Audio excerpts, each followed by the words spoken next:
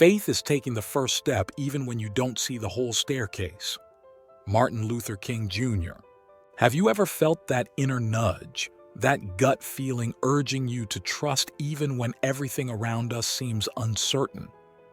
That feeling is the power of faith, an innate power bestowed upon us by God. Yet so often, we fail to harness it. We don't ascend to gnosis, which is the truest knowledge that can only be understood from within. This isn't about religion or dogma. It's about the profound feeling and psychology of faith itself.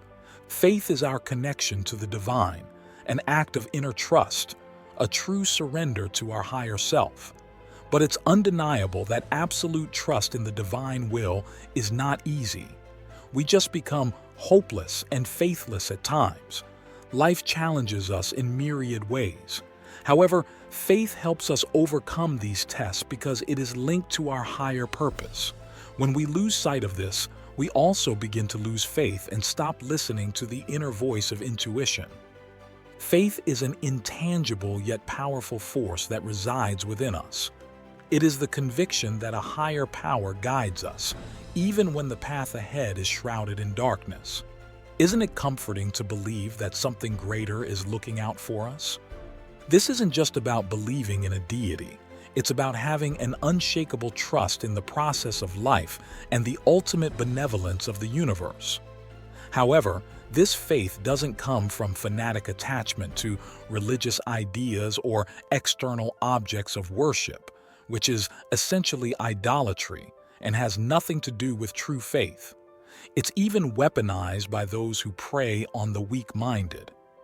Swami Vivekananda cautions about this kind of fanaticism, which can stem from lower forms of devotion wherein someone externalizes their faith, which means placing faith in an external agent rather than one's inner trust. Faith is a great power, but if not wielded with the right understanding, it can also turn into a manipulation trap. Swami Vivekananda says, "All the weak and undeveloped minds in every religion or country have only one way of loving their own ideal, that is, by hating every other ideal." Herein is the explanation of why the same man who is so lovingly attached to his own ideal of God, so devoted to his own ideal of religion, becomes a howling fanatic as soon as he sees or hears anything of any other ideal. This inner trust that we want to achieve keeps us going when every logical reason to continue has disappeared. And it has nothing to do with fanaticism. You have nothing to prove externally.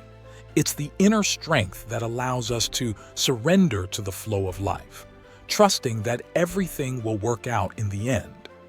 In psychological terms, surrender to fate can be understood as a deep-seated inner trust. Carl Jung, a pioneer in psychology, spoke extensively about the importance of deep confidence and the connection to the divine within the human psyche. According to Jung, inner trust is a vital part of individuation, the process of becoming the person we are meant to be.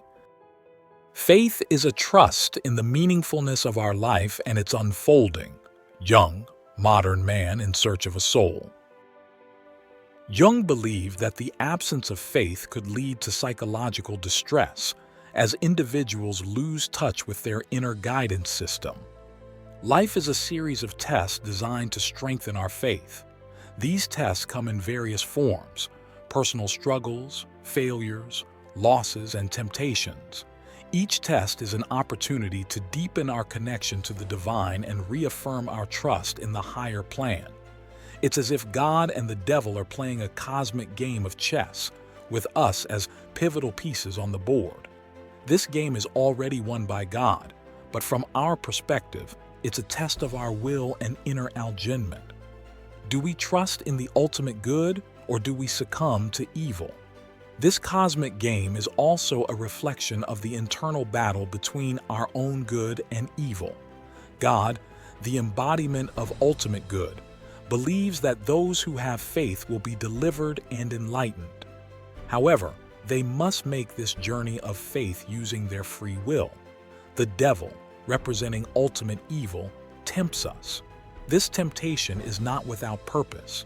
It is there to help us strengthen our faith. By resisting temptation and choosing good, we grow closer to our divine nature. Faith is not just about passive belief. It requires active choice and engagement. The tests and temptations we face are opportunities to exercise our free will. Isn't this the essence of our journey?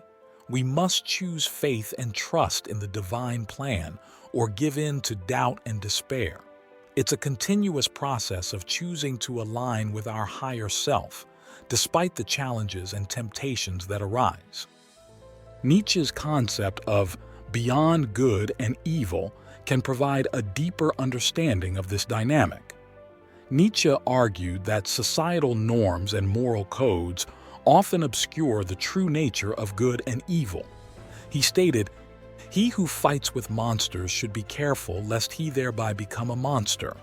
And if you gaze long enough into an abyss, the abyss will gaze back into you, beyond good and evil." True morality transcends conventional notions of right and wrong.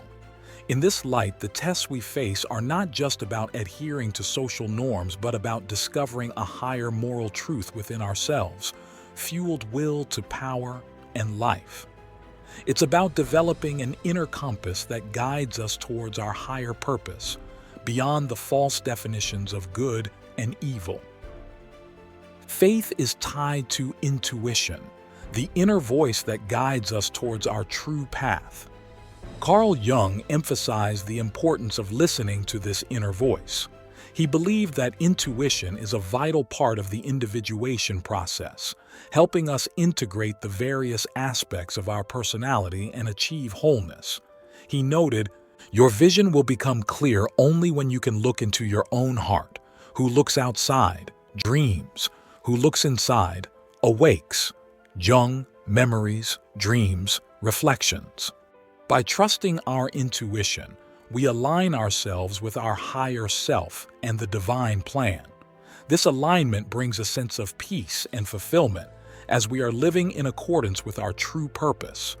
When we trust in the divine plan, we can face adversity with courage and resilience. This doesn't mean that life will be free of difficulties. Rather, it means that we will have the strength to navigate through them. Faith gives us the perspective to see challenges as opportunities for growth rather than obstacles to be feared. Consider the story of Job from the Bible. Job faced immense suffering and loss, yet he maintained his faith in God. Despite the temptation to curse God and give up, Job chose to trust in the divine plan. In the end, his surrender to fate was rewarded, and he was restored to greater prosperity and happiness. This story illustrates the transformative power of faith, showing that even the darkest moments can lead to greater light. The Bible reminds us, "Now faith is the substance of things hoped for, the evidence of things not seen." Hebrews 11:1. The true battle of faith takes place within us. It's a constant struggle between our higher self and the temptations of the ego. The ego is driven by fear, doubt, and the desire for control, while the higher self is guided by love, trust, and surrender. Faith requires us to let go of the ego's need for certainty and control, and to trust in the wisdom of the higher self. Carl Jung spoke of the importance of integrating the shadow, the unconscious part of the psyche that contains repressed thoughts and emotions. He asserted, "One does not become enlightened by imagining figures of light, but by making the darkness conscious." Jung, The Philosophical Tree. By acknowledging and embracing our shadow, we can transform it and integrate it into our conscious self. This process is essential for developing true faith, as it allows us to overcome the fears and doubts that undermine our trust in the divine. Faith is not just a passive state of mind. It requires action and commitment. It involves making choices that align with our higher self, even when it's difficult. This might mean taking a leap of faith in our career, trusting in a relationship, or following our passion despite the risks. By acting on our faith, we strengthen it, creating a positive feedback loop that deepens our trust in the divine plan. The ultimate purpose of faith is to lead us to enlightenment and gnosis, which is true knowing. It's a state of unity with the divine. It's the destination to be reached and the journey to be undertaken. Every step we take in faith brings us closer to this state of divine union. The enlightenment process involves a deepening of our faith and a greater surrender to the divine will. This requires letting go of the ego's need for control and trusting in the wisdom of the higher self. It's a simple matter of just letting go of the urge to control and just have faith. You can trust the power that brought you to existence. It's simple, but not easy. The Vedas, ancient Hindu scriptures, teach us, when meditation is mastered, the mind is unwavering like the flame of a lamp in a windless place. Bhagavad Gita 6.19. Faith, when fully cultivated, brings us this peace. Faith is not just a personal journey. It has a collective dimension as well. When we cultivate faith within ourselves, we contribute to the collective consciousness of humanity. Our faith becomes a beacon of light. This creates a ripple effect on the collective consciousness. Carl Jung spoke of the collective unconscious, a shared repository of archetypes and symbols that influence human behavior. By cultivating faith, we tap into this collective reservoir of wisdom and guidance. Let's take a moment to reflect on the words of Carl Jung. Faith, hope, love, and insight are the highest achievements of human effort. They are found given by experience. Jung, Collected Works. Our journey of faith is not just about personal growth. It is about contributing to the collective evolution of humanity. Imagine a world where more people embrace the power of faith. What kind of world would we create? One of the greatest obstacles to faith is fear. Fear of the unknown, fear of failure, and fear of vulnerability can all undermine our trust in the divine plan.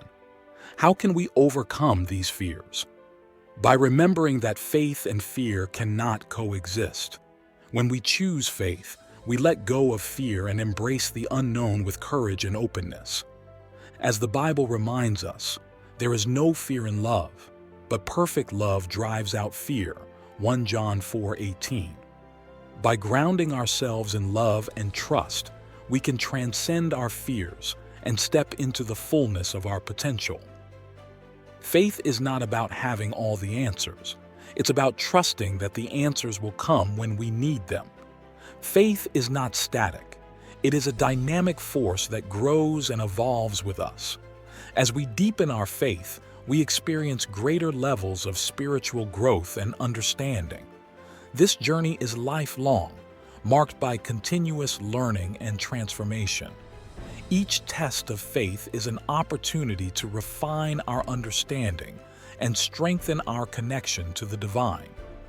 In the Vedas, we find this profound truth. As a person acts, so he becomes in life. Those who do good become good. Those who do harm become bad. Brihadaranyaka Upanishad 4.5. Our actions, guided by faith, shape our destiny and our spiritual path. By living in alignment with our higher self, we contribute to our own enlightenment and the enlightenment of other souls near us, loved ones. So how do we answer the call to faith? It begins with a decision, a commitment to trust in the divine and in our higher self. This decision is followed by daily practices that nurture our faith, such as meditation, prayer, reflection, journaling, and genuine acts of kindness. It involves surrounding ourselves with people who nurture our good nature, those who bring our goodness. And when in struggle, let's remember the words of Rumi. The wound is the place where the light enters you.